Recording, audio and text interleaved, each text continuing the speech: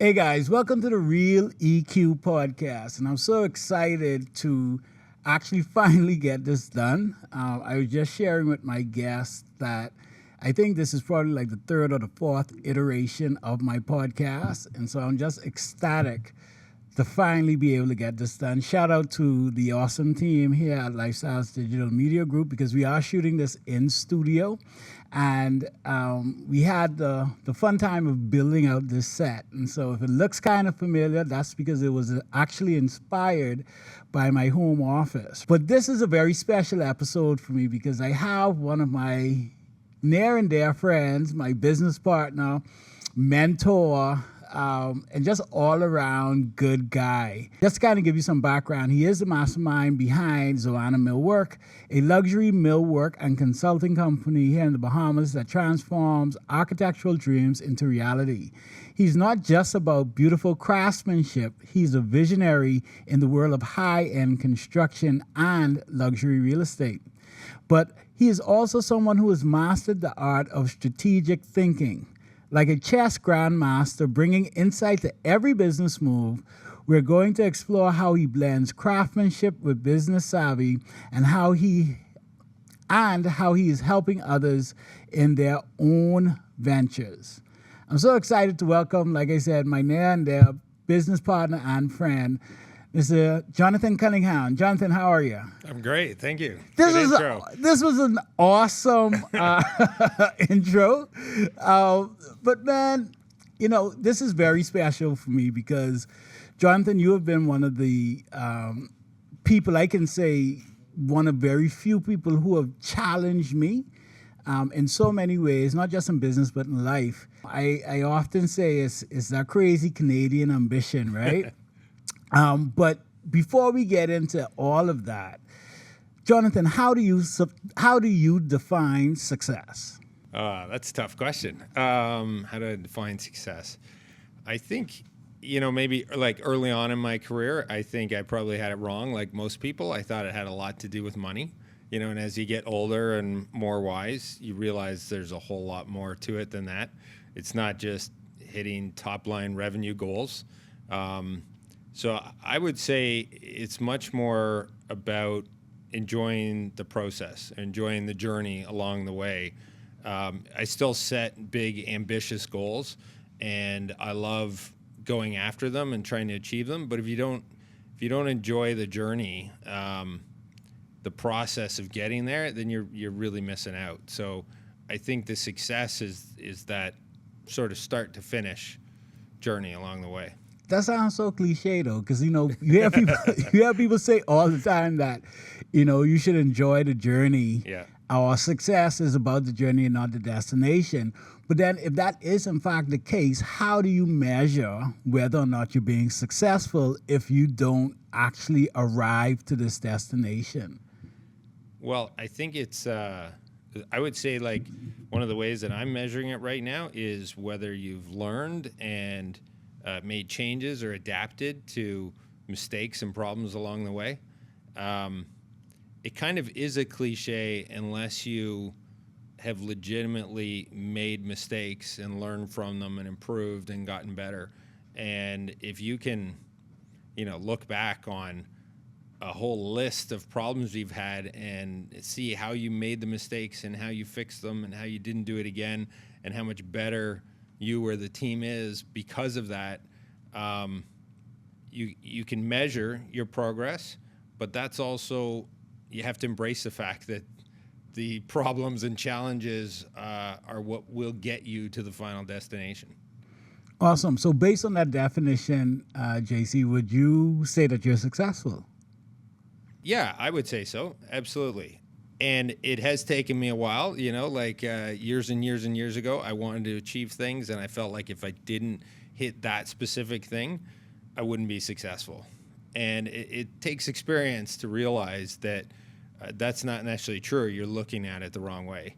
But now that I've gone through so many experiences and had so many challenges, the fact that you can have problems or challenges and get through them and succeed on the backside and keep growing, like all of those little things are what define success. So I would say absolutely. I got a lot more successes to come, but I can't say that I haven't been successful from where I've come. Awesome. And so when we talk about success, you explained, it isn't just monetary or financial success, right? It's life success. I'm curious to know, and for our audience, like, what is a key determining factor of success? We've defined success. You shared that you are successful, which I agree 120%. I think you're one of the more successful business persons that I have the benefit of calling friend. And so what would you say is one of the main determining factors for success? I guess it's the goals that you put on yourself, where you want to go, the things you want to achieve.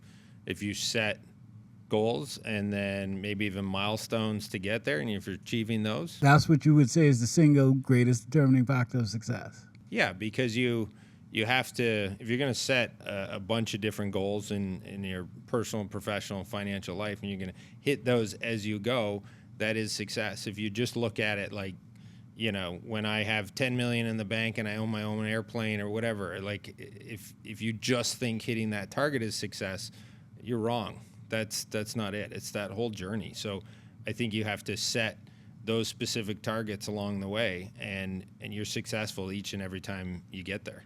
And so if that's the case, what would you say is the number one reason why people aren't successful? Probably giving up too early. Yeah? Yeah, it takes a lot of determination, right? You just can't give up because you run into obstacles. I think probably starting off and not understanding that it's a constant battle of obstacles and challenges along the way.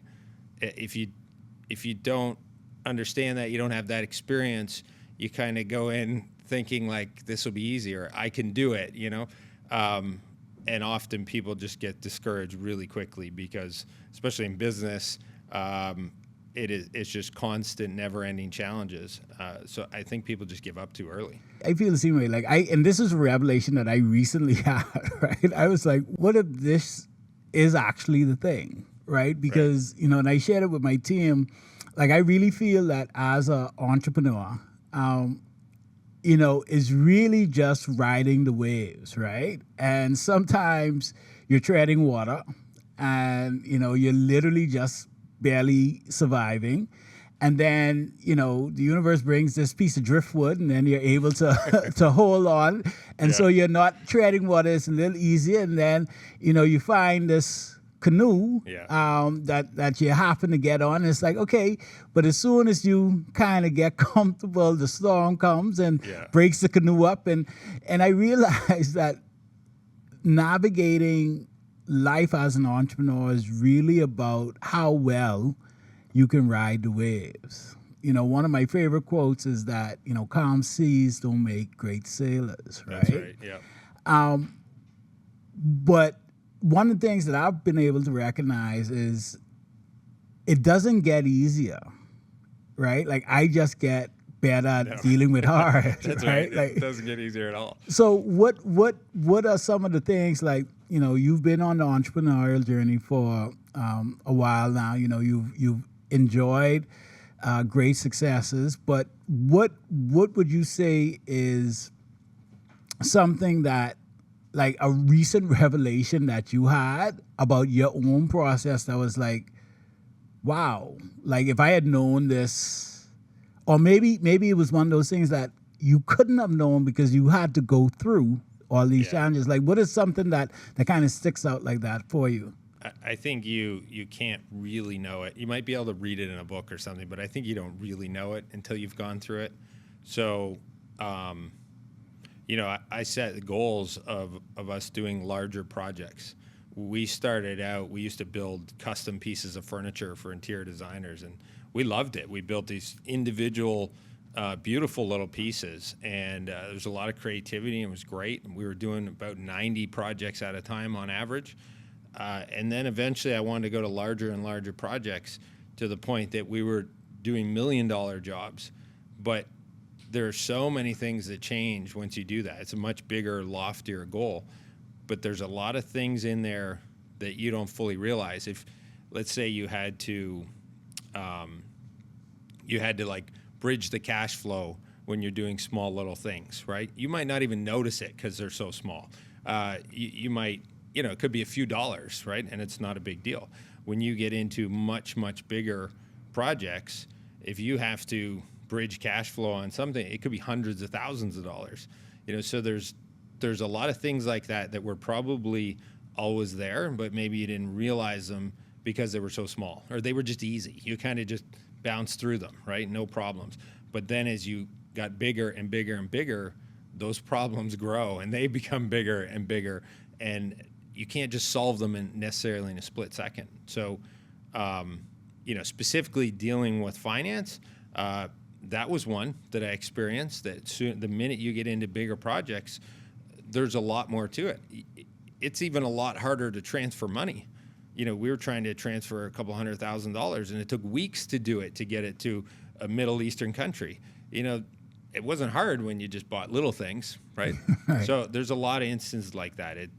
Everything gets more difficult, and it's just because you haven't been there yet. I could appreciate that same thing. Like, everything gets bigger, so the opportunities get bigger, the wins get bigger, but that also means the challenges get bigger, right? The obstacles get bigger.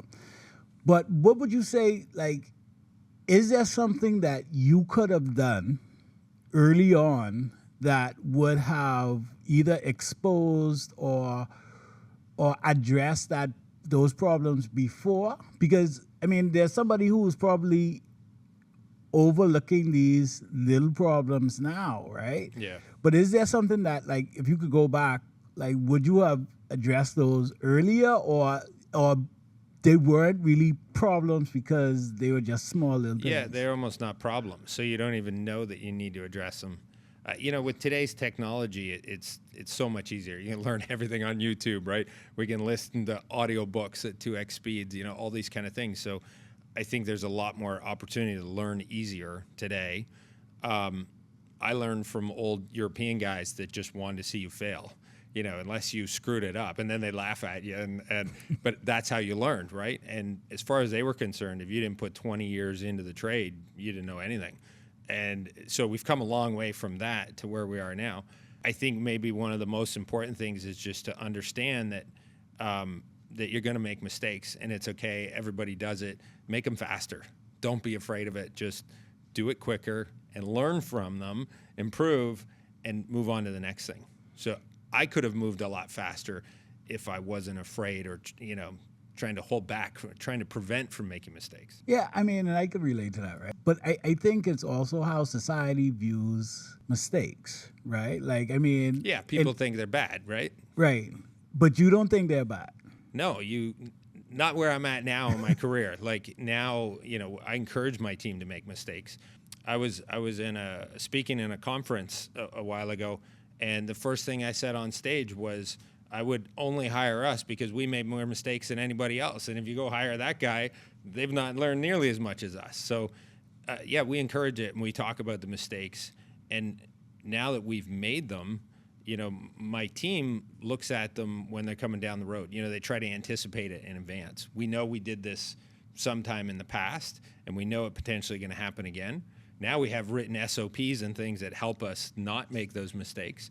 But yeah, we actively embrace, like, it's very much part of the deal. Now, you talked about your team, right? And I think, that's one of the challenges that as you go throughout your entrepreneurial journey, depending on where you start, you may start off as a one-man band, a one-person band. But then as you're building this team, right, you shared that you encourage your team to make mistakes. Hearing that spikes my anxiety, right? Because, for me, I'm at that point in my business where mistakes could literally make or break the business, right? So how do you balance that, where you want to encourage your team to make mistakes, trust themselves, but the fear, or not even the fear, but the reality is that this could cost you a client, this could cost you business, this could cost your reputation. How do you balance, if that even is the right term, those two extremes? You know, for our business specifically, we look at the things that we can afford to make mistakes on. You know, if they're cutting a part or something and it's the only one we have, it's a custom piece, only one in the country, we can't reproduce it, it's going to take months to get another one. That's what encouraging mistakes helps, because when you're talking about those kind of things, we're looking at it and analyzing, if we only have one chance to do this and get it right, we can make mistakes on a lot of other things. We know that, you know, we have multiple parts. We can make mistakes and cut them up and do it again or respray it or something. But when there's only one and there's no other opportunity, I think it almost allows for more focus, that it's okay to be making mistakes and we talk about it, and then we're seeing the things we can't make mistakes on, that can't go wrong. And, you know, like a great analogy that I heard years ago was like the airline industry, right? They fly these massive planes with hundreds of people. They have all these checklists and SOPs and do an amazing job, but they lose your luggage every time. Like, how is it possible that they can get something so good and so correct and nobody dies, but they're constantly losing your luggage? And it's the same kind of thing. Like, there's certain areas you have to be super focused on where mistakes can't happen. But as a result, it's almost like the 80-20 rule. There's other stuff that just gets screwed up. And so who determines, and even as I'm asking this, I think I know the answer, but who determines what is the things that we absolutely cannot get wrong and the things that we can let slide? And does that mean that the things you could get wrong, you don't work to improve them because you're so focused on making sure that you don't get wrong the things that you can't afford to? You might be more focused on some of the other things, but I want the team to figure it out, right? That's why we have so many meetings and we talk about all this stuff, right? I want them to be able to identify where does the main focus have to be. You know, let's be really focused on something we're doing now, and it could even be in business strategy or something, or going to try to achieve a target. We need to be super, super focused on that. I try to let them take the lead. You hear about entrepreneurship, right? And, you know, even as somebody who's been an entrepreneur going on 2 decades myself, it always cracks me up, not cracks me up, but, you know, I always kind of cringe and smile to myself when I hear people say, oh, I want to work for myself because I want to control my own hours, or I don't want, you know, I have to leave this place for my mental health. Yeah, right? And I think that, you know, at least my experience with entrepreneurship is that it's really not for everybody. Like, if you don't have a strong mental fortitude, I think you actually have to be a little crazy. Yeah. And you have to be a bit sadistic, because at the end of the day, it's all self-inflicted, right? What would you say to somebody who says, yeah, you know what, I want to leave this, I want to go out on my own because I want to make my own hours and I want it easier than working for somebody else, right? Like, because they have this illusion that somehow being an entrepreneur is easier than being an employee. What do you have to say, or what are your thoughts on that? Well, it's definitely not easier. Yeah, I would tell them that. It's definitely not easier. But if you look at the statistics, 90% of businesses fail in the first 10 years. So you're going down a road that's extremely difficult with a very high probability of failure, probably losing your life savings, everything you put into it, all the effects on your family and everything. If you read up a little bit on the statistics first and understand that, you might realize, you know, what you're in for and how difficult it is. I think I didn't do any research, but I would definitely encourage people to, you know, do some research. You would have the opportunity of maybe being successful faster if you did more research and you knew what you were getting into. But ultimately, you need mentors and coaches. Like, that would be my number one piece of advice. Once you make the plunge and go into it, you need people that have been there, that have already been through some of these hard times, and that's the shortcut. They're going to help you get through it. Who should not be an entrepreneur? Like, who should not look at getting on this entrepreneurial journey? I kind of feel like anybody could do it. I feel like it's kind of in everybody, but most people will never, get there. They'll probably just give up too easily. But the other opportunity, instead of just going out and being an entrepreneur, and it's becoming a buzzword now, is to stay employed and work for somebody, but work for them as if it's your business. And you can be heavily rewarded for being a great employee. And so I think maybe employees don't fully understand that. And as it's getting harder and harder and harder to employ people and find great people, employers are looking for their staff to be great and evolve and get better. And so I would say just about any business is open to employees stepping up and taking a bigger role and just being great. I think I struggled with getting my team to really take ownership. I think that's one of the biggest challenges because, like, in my head, I want them to be like, let me take ownership of my role, right? Like, let me do this. And then on the other hand, like, I had a conversation with one of my team members about a project. We had a really big project for a client. And my whole thing was like, don't fuck this up. I know you can do it, but don't fuck it up, right? And I wouldn't say that he fucked it up, but we did miss the mark on some stuff. Right.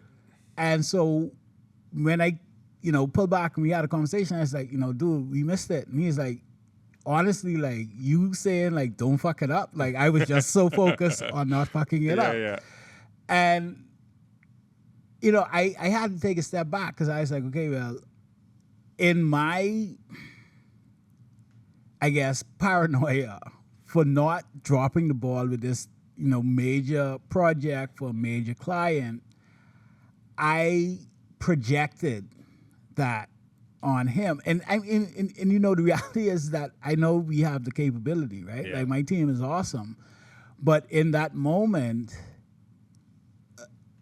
and I was kind of serious, but not kind of, I was kind of kidding. But it's like I realized how much of an effect that had on him, right? Because he's like, this really just put me in a point, and I was like, I can't fuck it up. I can't fuck it up. Lots of pressure. And we missed some stuff. What could I have done better in that scenario to not put that amount of pressure, but wanting my team to step up to that level? It's difficult. I would say, have the same issues.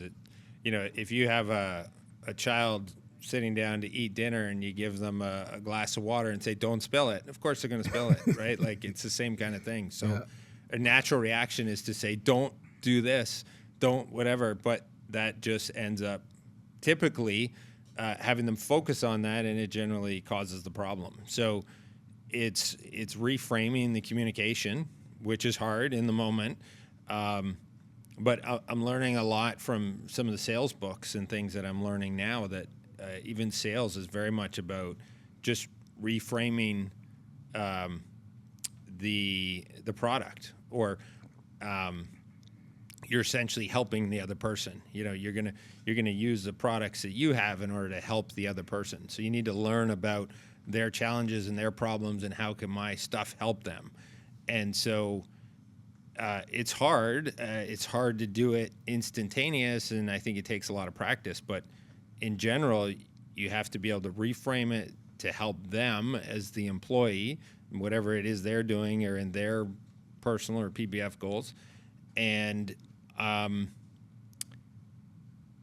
honestly, I think believe in the process. I mean, I'm the same way. I want everybody to take full ownership and it just happen and execute and be beautiful. But that's one of the hardest things as a leader, right? I'm not sure that ever goes away. I think you just got to keep working at it. Jonathan, like I've known you, at least 10, 15 years. I was going to say 13. 13, right. Okay, good. So somewhere in between there. I cannot recall a time where I've seen you lose your cool, right? Okay, yeah. And I mean, sure. now mind you, I don't know if you do, right? What keeps you up at night? Because I know as an entrepreneur, I have many sleepless nights. Like I can't sleep. Do you experience those? And what, if so, what keeps you up at night? And then the second part is like, how do you just stay so calm in the face of like the shitstorm of stuff coming that all entrepreneurs face? You know, like you said, these bigger problems. But like, how do you not lose your mind and keep your cool in the face of all these challenges, man? Well, I sleep great. So, and I can sleep anywhere. My family loves to harass me about it. I could fall asleep in this chair, no problem. So I'm lucky that way. But yeah, once in a while I lose my cool. There's generally a story that people remember that goes along with it. But I would say I'm getting better at it with like strategic thinking, planning in advance. And this is one of my favorite things I'm working on right now. Patrick David got me into it with his book, Your Next 5 Moves. And as I started sort of reading up on that topic, I actually bumped into a chess champion for the Bahamas in an airport, totally random. And because I had just finished that book, I think I started to talk to him. And we got into the subject of how chess players can see 5, 10, 15 moves. If you're a grandmaster, 20 moves in advance. And so I started reading books and trying to understand that concept, because that's pretty amazing. And it's quite simple. It basically comes down to planning, having several potential outcomes, and what would happen if this outcome happens or that outcome. And so you ultimately have a bunch of moves. So today, if I do notes in my book and I jot them down. If we're going to do this, then here are the potential outcomes. And you know, we want it to go this direction, we want this and this and this to happen. So knowing a lot of where you're going in the future, I think prevents, you know, disasters, freaking out, losing your cool, all those kind of things. Because if I've planned it enough and I'm seeing it in advance, there's no reason to react. We know it's coming. It might be brutal and difficult, but we know it's down the line, right? That's interesting. If there's one piece of advice you can leave our audience with, whether it's business, life, whatever, success, like what is one thing that you can leave our audience with that they can use as, or that they can put in their toolkit on their journey towards success? What is that one thing? It's probably hundreds, but maybe an unusual one, something that I've started to embrace over the last few years. It sort of came from communication, in that when you're communicating with somebody or even a group, it's all about what they understand, not what I think I said, not what I'm imagining in my head. And I'm a visionary, so I imagine everything, right? And I'm not sure what comes out, but I think it was great. And so my natural reaction is to just think that vision in my head is what everybody else got. And that's really not the case. And so to understand that and to work harder at figuring out what everybody else heard, that's kind of where I got the concept from. And I think it very much applies to in business and life. I may have thought that I was doing a great job in business, or I may think that I'm a great father and look at all the wonderful things I'm doing. Last night I made a comment about making dinner and the art that I'm creating, and my whole family laughs, right? You know, I think it's incredible. Look at what I just made. But it might be gross, right? So I think that's like it could be a really important skill to just try to put yourself in their shoes and understand how do they see it and what are they thinking, and just, you know, be a little bit more humble. Maybe everything's not exactly the way you envisioned it. That's deep. No, I appreciate that, man. But I can say, Jonathan, just having you in my life, in the capacity as a friend, as a business partner, as a client, has definitely had a direct effect on how I approach business. I am definitely, I've realized, and you've exposed, that I think very small, or used to, and so I challenge myself to think bigger. Yeah. And that's really a lot to do with you. I hear you in the back of my mind as I prepare these proposals. That's And you have literally, you're one of the first millionaires in my council of millionaires that I have a personal and a personal relationship with, and so I thank you for being that for me, being a sounding board, being a guide, being that voice. Sometimes I'm like, oh shit. I don't know why I asked you, but just being that in my life, and that was one of the reasons why I wanted to invite you, because you've had such an impact on me personally that I wanted to share you with my audience. So I appreciate your time. Anything else you may be inspired to share before we wrap? I love doing podcasts. It's a lot of fun. Yeah, it's good. I think that's something that I enjoy now in my career. I've been through a lot and experienced a lot of things, and I love sharing with other people and helping other people, in business and whatever it is. I really enjoy it. So podcasts are a lot of fun. Awesome. Thanks. All right, guys, there you have it. We just wrapped up this amazing episode with Jonathan Cunningham, founder and president of Xoana Millwork. And key takeaways is that success is a journey, and you are going to want to make mistakes quickly so that you can learn from them. I do hope that it was able to speak to you and that you got something from it that you can implement in your business and your life with immediate effect. And so until next time, I am EQ. This is the Real EQ Podcast. Don't forget to get uncomfortable and do the work. Peace. Cut. Awesome.